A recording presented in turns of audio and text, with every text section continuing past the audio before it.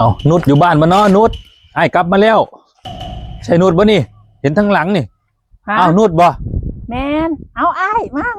เอาโอ้ยคอยดีใจหลายเจ้ามาน่ะนะเอาคอยไปอยู่บ้าน2 ปีเจ้าคือท้องได้เอามันเกิดเหตุการณ์ที่บ่คาดคิดเกิดขึ้นนั่นละอ้ายเอ้ยมันเป็นยังไงเรามาดู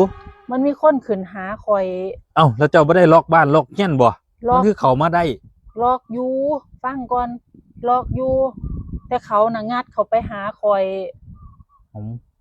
คือเป็นแนวนั้นแล้วเขาก็เฮ็ดนี่ล่ะสิ่งบ่ดีกับข่อยนี่ล่ะเอ้าก็คอยก็เคยบอกเจ้าได้ล่ะ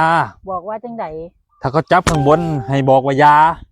แต่เขาจับข้างล่างบอกให้หยุด